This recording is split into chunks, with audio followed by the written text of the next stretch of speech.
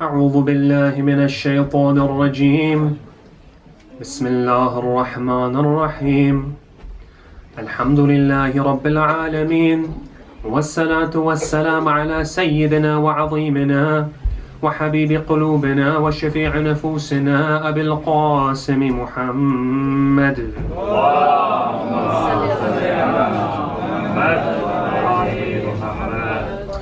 وعلى أهل بيته الطيبين الطاهرين المعصومين المكرمين المنتجبين أما بعد فقد قال الله تعالى في كتابه الكريم وقوله الحق بسم الله الرحمن الرحيم إن الله لا يغير ما بقوم حتى يغيروا ما بأنفسهم صدق الله العلي العظيم بسم الله الرحمن الرحيم رب اشرح لي صدري ويسر لي أمري واحلل عقدة من لساني يفقهوا قولي السلام عليكم جميعا ورحمة الله وبركاته. I would like to begin by offering sincerest of condolences over the passing, the martyrdom of Abu Abdullah al-Hussein alayhi salam and his holy caravan, the family of the Holy Prophet Muhammad sallallahu alayhi wa alihi.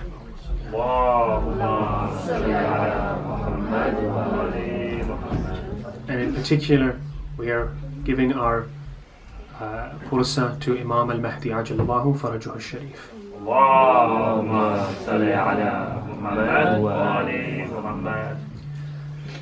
Life is not fair. The world is not a just place. And we look around and we see it everywhere, right? We see hunger, we see destitution, we see desperation, we see people that are hurt, that are in pain, that are suffering, many of whom are completely innocent and have done nothing wrong, especially when you look at children. And to compound this difficulty, we see that in this world, the treacherous seem to be the victorious. Right? That in order now, if you want to try and gain any position of power in any democracy in the world or any political system in the world, it is almost certain that you need to be a good liar. Right? This is the way that the world is at the moment. Right? And there's something called the psychopath advantage, that if you put all your morals to the side, if you put all your emotions and morals to the side, then you will advance better than others. And sometimes we think, well, why has Allah created the world this way? Right? If I had the power, then maybe I could make the world a better place, right? I might get rid of a little bit of the suffering. Well, ironically, absolute power corrupts absolutely. And there's a very interesting philosophical novel by the almost legendary romantic philosopher Johann Wolfgang von Goethe, who writes the classic German play known as Faust, a tragedy. And in this play, the main character is given the powers to do whatever he wants in this world by the devil himself, of course, who else, in return for his soul. And though this man originally was a nobleman, a professor, he ends up going down a very dark route indeed when he is given this power. And there's no reason to believe that we would be any different. But then, is the situation hopeless? Is the world this dark and there's nothing we can do about it? Well, there are a number of the world's greatest thinkers who have concluded just this. Leo Tolstoy, the most famous novelist of all time, who's written probably the best novel of all time, known as War and Peace, he came to this resounding conclusion. And I'll quote a couple of passages from what he said, just to put it into context.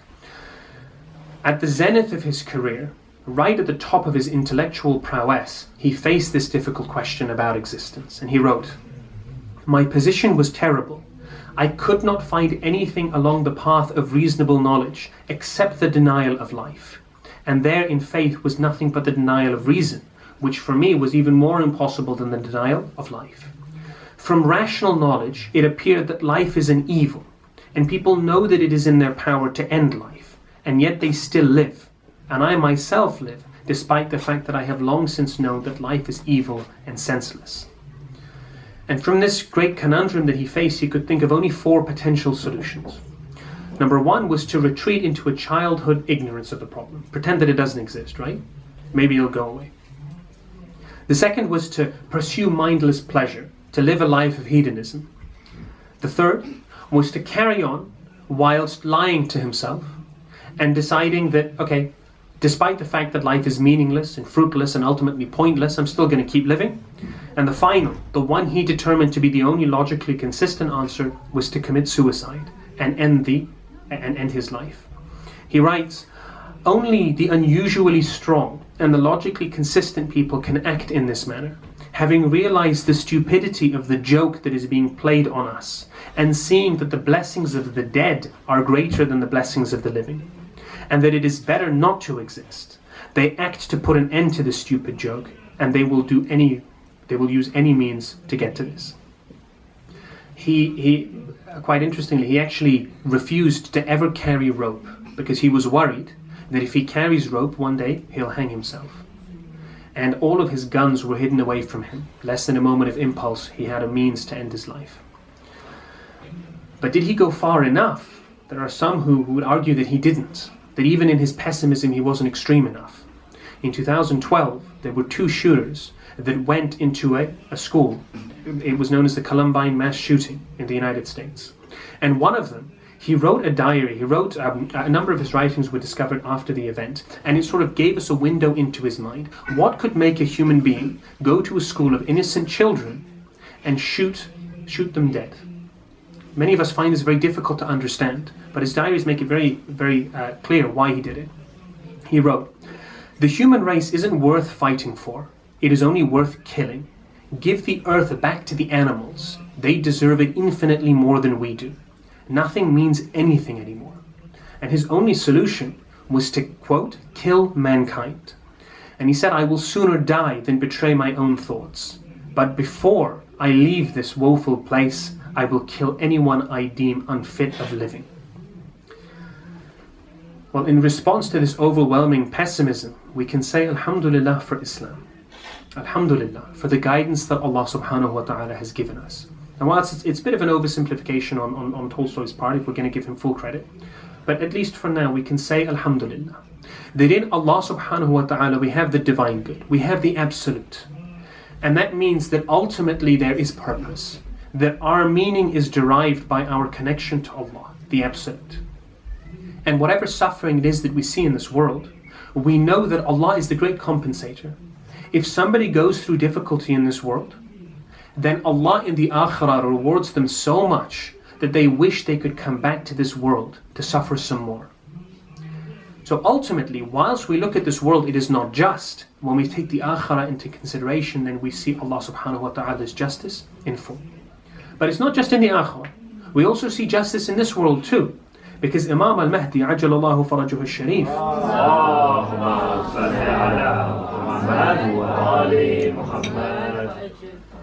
will establish in this world a utopia, right? But that doesn't mean that we succumb to predestination. And that's a real fault that unfortunately a lot of Muslims fall into, this mistake. That okay, Allah says it's going to be okay, the Akhirah will happen and justice will take place, Imam will come and we'll all be fine. Right? And we sort of sit back and think that the Imam's going to come, wave some magic wand, and we're all going to become great practicing Muslims and we're going to save the world. I mean, how childish is this delusion, right?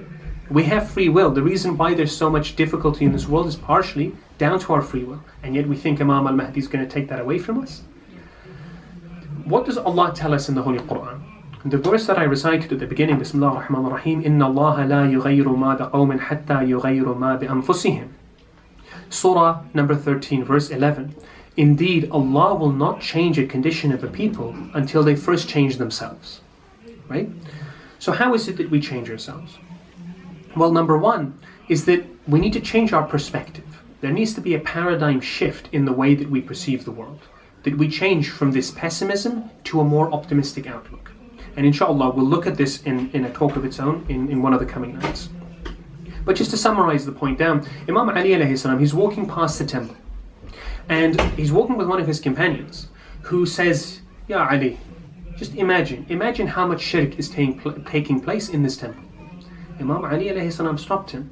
He says, no, rather think about how much praise of Allah is going on in this establishment. So when we look at the world, we don't look at it through a negative lens, rather we look at it positively. And we have a lot of little paradises in this world that we don't appreciate, because Allah has given us so many blessings that we don't realize what we have.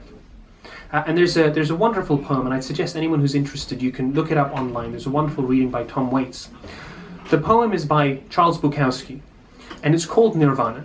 Nirvana is the technical term for the Buddhist idea of ultimate peace, right? The highest level of everlasting peace when we escape from the cycle of reincarnation, right? According to the Buddhist theology. But more generally speaking, it refers to this idea of deep inner peace. And this poem follows a young man who's riding a bus to somewhere, and he ends up stopping at this cafe. He goes inside of the cafe and he sits down. He orders some food. But when he's sitting down, and the way Bukowski paints this is beautiful, as he sits down, he starts to look around. He stops thinking, he starts noticing.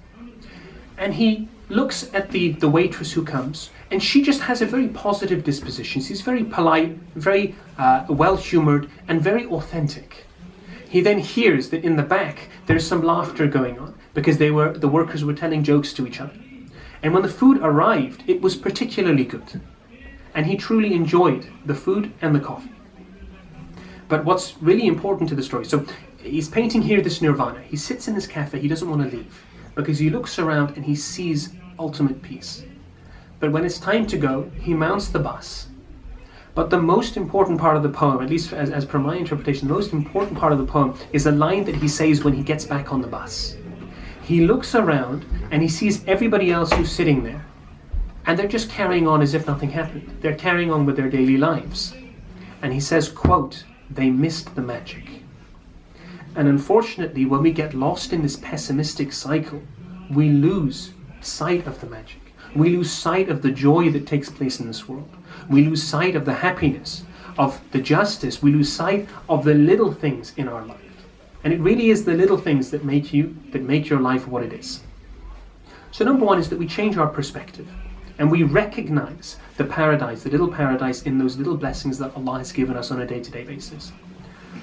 But the next step to change the world, which really is the focus of not only tonight's talk, but of the next 10 nights, is very aptly summarized down in a narration which is recorded by a monk, we don't really know who wrote it, around the 12th century AD. And he says that when I was a young man, I wanted to change the world. Right? Many of us were in this position. We look around, we see so much darkness and oppression, and we want to change the world. Right? That's our aspiration in life. So he looks around and he has the same goal. He wants to change the world. But after some time, as he grew older and wiser, he realized, you know what? I'm just one person. I can't change the world. So instead, I'll change my nation. He tries to do this, but over time, he gets a little bit wiser and realizes, you know what? I can't even change my nation. I'll stop there. I'll try and change my town. He tries to change his town, and then he realizes, you know what, this is actually pretty difficult too, so I'm going to have to scale it down one more step. And he tries to change his family. And then he writes, now, and only now, it is in my old age that I have the wisdom to look back and realize, you know what, I really can't change anyone but myself. But if in the beginning I had realized this, then I would change myself. And by changing myself, I could have an impact on my family. Right? Actions speak louder than words. I could have an impact on my family. And my family could have an impact on the town. And the town could have an impact on the nation. And the nation could have an impact on the world. And this is the secret that inshallah we will discover over the next 10 nights. That if you want to change the world, start from yourself. I think Rumi is the one who probably summarized it down best. He says that yesterday I was clever, so I wanted to change the world. Today I am wise, so I am changing myself. And this wisdom is in the Quran, right? It's actually been in the ayah that I've recited twice now. 13th surah of the Holy Quran, verse number 11. Kosik? Please recite salawat.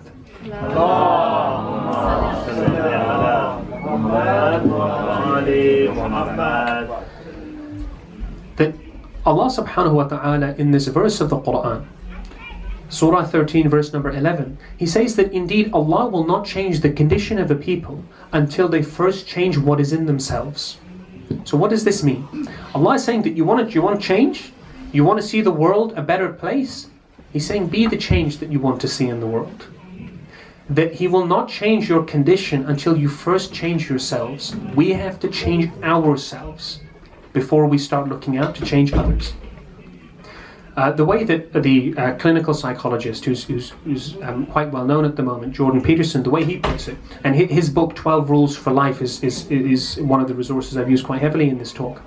The way he describes it, one of his 12 rules, is he says, set your house in perfect order before you fix the world, before you criticize the world. And he quotes a verse from the Bible, Matthew 7:3. He says, why do you look at the speck that is in your brother's eye, and you do not notice the log that is in your own? There's a nice fable by the ancient Greek lawyer Aesop, who says that every person who's born, they have two large bags, two sacks, that they carry with them all the time, that is tied around their neck. One is a sack that is full on the front, and one is on the back. In the front, it contains all of the faults of his neighbors and of those around him. And on his back, it contains his own faults. And thus we go around our entire lives constantly looking at the faults of our neighbors while not realizing the heavy load that we have on our backs. And again, this is the way that Ahlebait taught us. This is the sunnah of the Holy Prophet Muhammad sallallahu alayhi wa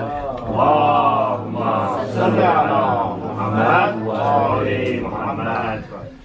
That he would strive for people to change themselves before they changed others. There was once a lady that went to the Holy Prophet and said, you know, Prophet, my son has a lot of respect for you, but he has a bit of a problem. He eats too many dates.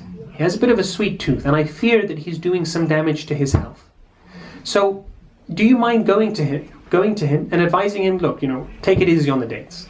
Rasulullah said, fine, no worries, but just give me a little bit of time.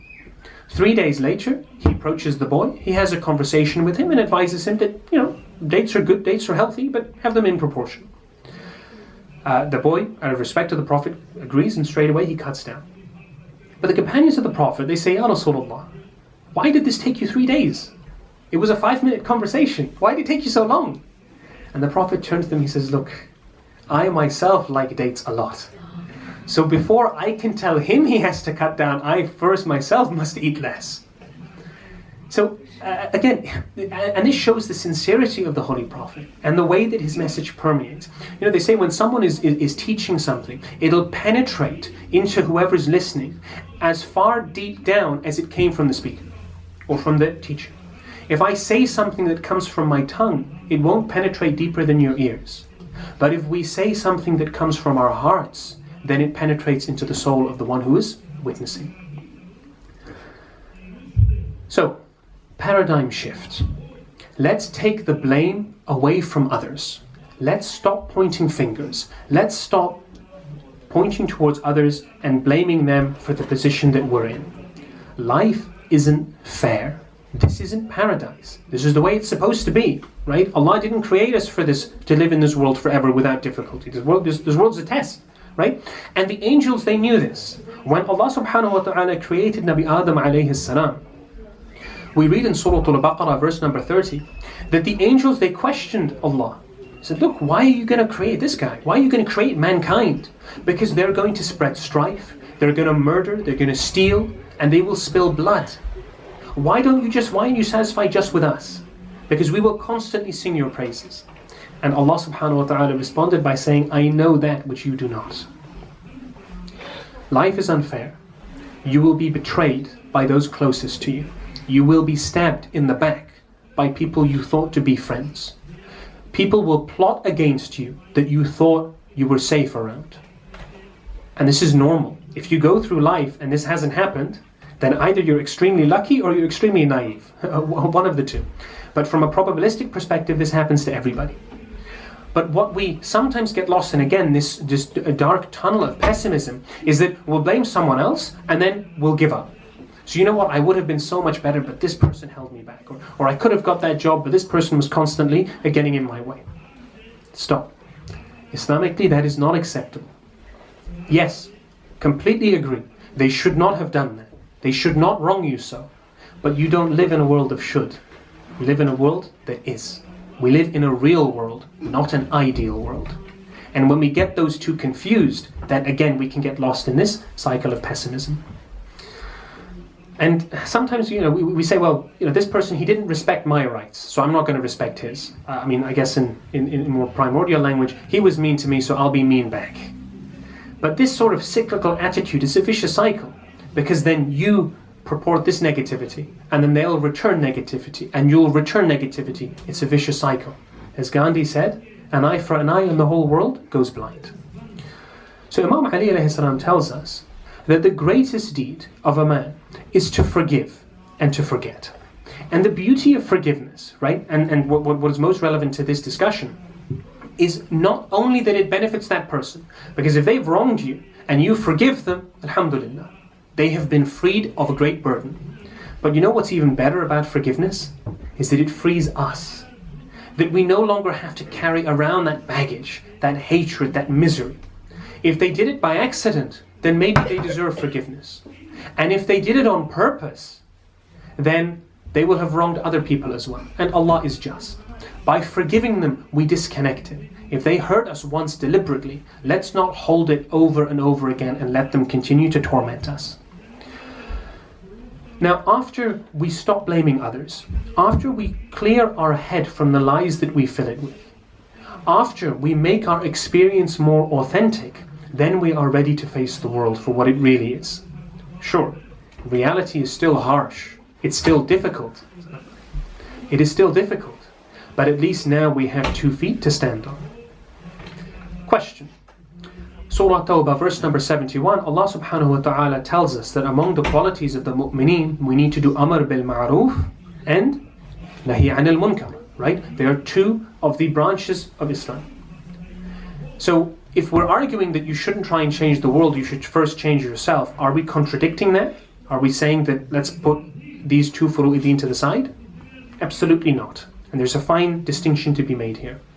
Because they have a context and they have conditions. Before you encourage good and you forbid the evil, you need to know what the good is. You need to know what the evil is. And the way to discern that is again through self-purification. Before you improve others, you have to improve yourself. Human beings, we're not predisposed to do evil. Allah subhanahu wa ta'ala has created us pure, right? We're born sinless. And when we commit evil, something's gone wrong, something has happened. And they have to, the only way that human beings, generally speaking, generally, there are exceptions, but generally, the only way people can do wrong is by convincing themselves that what they're doing is right. Okay? And that's why very often when it comes to crime, often the most difficult part is the psychology behind it. Is the person living with it. Fyodor Dostoevsky is a Russian philosopher, wrote a number of novels on the subject. His magnum opus, Crime and Punishment, actually dissects this concept in detail about a normal, innocent, destitute person who commits a crime, and how the worst part about it is the fact that he has to live with it. So when we talk about encouraging the good and forbidding the evil, we have to understand that the villain is the hero of the other side. And we might end up being the villain of someone else's story if we try and encourage something we naively think is good but is actually bad. Or if we forbid something which is bad but actually in the grand scheme of things is good. So absolutely, we should not neglect amr bil ma'roof and nahi anil munkar. But let us start by encouraging the good within ourselves and by forbidding the evil within ourselves. And these changes start small. I'm not saying that suddenly we'll wake up tomorrow and we'll be the most religious, most pious, most wonderful people that the world has ever seen. It doesn't really work like that. And if that does happen, then it usually lasts, I don't know, a day, a week, or a month or something. But then we relapse to our normal selves. It's an artificial phase, right? And it's kind of like when people exercise and they lose weight. If they do it quickly and they feel good about themselves, give it a month and they'll be back to the way they were before. So the trick is small steps, but consistent, right? So there's again another wonderful video online by Admiral William McRaven, and you can YouTube this. It's a pep talk that he gives about success, and his first piece of advice fits in very well here. He says, you want to change the world? Start by making your bed in the morning, because when you make your bed, you've accomplished the first task of the day, which gears you up to complete another and another and another. And it also gives you a small sense of pride that you've accomplished something, so you can move on. And that one task turns into many. And it also reinforces the fact that the small things in life matter. Because if you can't take care of the small things, you'll never know how to take care of the big things. And at the end of the day, if you've had a terrible time and the day has just not gone your way, you will come home to a nice made bed and you'll be reminded that tomorrow is a new day, and tomorrow will be different. So something small like that. And then we can change. Jordan Peterson, who I referenced earlier, the clinical psychologist, his argument in his 12 rules for life is he says, clean your room. That's it. Clean your room and keep it clean. That's it. If you can do that for a while, then you can move on.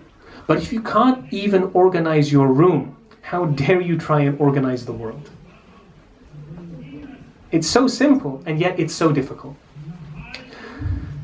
And the amount of time that we have in the day, which we can contribute, which we can use in order to improve ourselves, is amazing. If you just calculate it, I mean, you can go home and just sort of do a small calculation, right? Try and take how much time you waste in a day, and then times it by 7, you have a week. Times it by 28 or 31 or whichever month you're in, and you have a month. And then times that by 12, and you'll find out the number of hours that you're wasting. Maybe the reason why you aren't where you are in this world, maybe the reason the world looks so dim, so dark, is because we haven't taken care of the opportunities that Allah has given us. That we haven't taken charge of the opportunities that Allah has laid out in front of us. And to conclude, I want to focus on two particular changes that I don't think are emphasized enough within the Islamic community. Two small changes that can have an incredible effect not only on our personal selves, but on our psychological health, on our physical health, and on our spiritual health. And that is to make sure that we are healthy people. Allah subhanahu wa ta'ala has established this point in the Holy Quran. He has constantly told us to stay healthy. He tells us in Surah Al-Baqarah verse 168, eat that which is lawful and good in the earth. And Allah throughout the Quran, He identifies, He gives us a couple of examples of healthy food. Right? So in Surah Al-Nahl verse number 69, He advises us to eat honey. In Surah 55 and Surah Abasa, He tells us to eat vegetables like corn and herbs. He advises us to eat olives, dates, grapes and pomegranates. In the 6th surah of the Holy Quran, He advises bananas and fish and chicken and milk. These are just a few that we find in the Quran. And subhanAllah, everything that Allah has mentioned in the Quran, every single food itself it has its own miracle. They're all wonderful foods that we should try and pursue. And we eat in moderation, right? Allah tells us in the 7th surah of the Holy Quran, verse number 31, وَكُلُوا وَاشْرُبُوا وَلَا تُسْرِفُوا. Eat and drink and do not commit excess, because Allah does not love those who are excessive. When the Holy Prophet Muhammad sallallahu alayhi wa alihi, Allahumma salli ala Muhammad wa ali Muhammad, when he was asked why the Muslims were healthier, why his ummah got sick less than those around them, he said it's simple. One thing they do, and that's it. That they only eat when they're hungry, and when they eat, they don't eat to their fill. So this idea of eating healthy in moderation is a very Islamic concept, even if we've thrown it to the wind. And alongside healthy eating, which is of the two is more important, healthy eating, it's also important that we exercise and that we take care of our physical selves. Because we exist in an axis of three, right? We have our physical selves, our physical health, our emotional selves, and our spiritual selves. And whatever we do to one has an impact on the other. So for example, if I wake up one day and I don't have breakfast, because I woke up late or whatever reason, and then I go to work, my physical self has suffered because I've missed out on the most important meal of the day.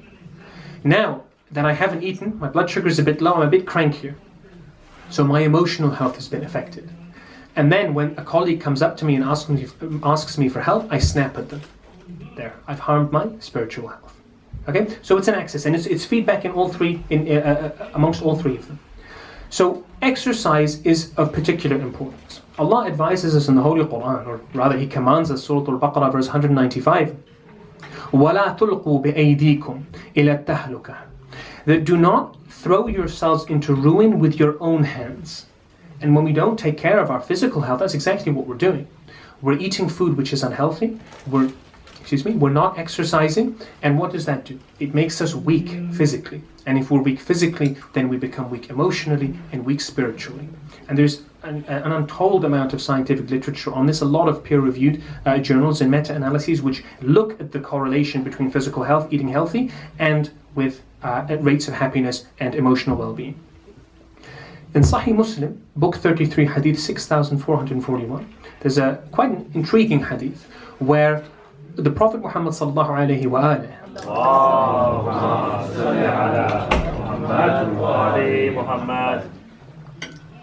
he says that a strong believer is better and more lovable to Allah subhanahu wa ta'ala than a weak believer. And the hadith, it refers obviously to the spiritual side, but also to the physical self. Now, and again, it's not just how heavy weights you can lift or whatnot. It generally refers to your physical health. And in the Sunnah, we find things like swimming, archery, horse riding, playing around with the family, particularly with children on a physical level. They're all encouraged. They're all part of the Sunnah of the Holy Prophet sallallahu alaihi wa sallam. Allahumma salli ala Muhammad wa ali Muhammad. And when we look at our role models, when we look at the Ahlebait alayhimus salam, we see that they didn't just speak, they didn't just talk, they didn't just deliver us the message. They weren't just post people that gave us the message and left, but they lived it. They walked their message. They put it into the very essence of their existence. And that's what makes the Sunnah of the Holy Prophet so relevant to us. And when we look at Imam Ali alayhi salam, and we see the physical prowess that he displayed, it's remarkable, right? So not only was he the champion of the battles during his youth, at the Battle of Siffin, when he was slightly older, he's in his 60s now, he's nearing the end of his life, Muawiyah, Amr ibn al-As, and the enemies of Ahlebait, they thought, you know what, I know Imam Ali was the legend of legends, right? But now he's old. Surely he can't fight like he used to. And boy, were they wrong. Imam Ali alayhi salam single-handedly cut through their army and completely and utterly destroyed them. And unfortunately, there was a plot against him from within his own ranks. But into his 60s, he maintained that level of physical health. And it is an example to us. And even when we look at the companions of Imam Hussein alayhi salam, we see that again, they were very healthy people. When we look at the companions in Karbala, we see that after 3 days of thirst, after lengthy travels, after not having enough resources, they are stuck in the desert. And yet on the 10th day of Ashura, they fight like lions. That the enemies, they run away from them. Hazrat Abbas, just to state one example, he was so ferocious that the enemies ran away from him. They had no idea how they could approach him. And Abbas, he wanted to be martyred for Allah subhanahu wa ta'ala. So he removed his armor. He says, look, I'm armorless now. Surely you'll come and fight me. And even then they were too scared and they just pelted him from a distance with stones.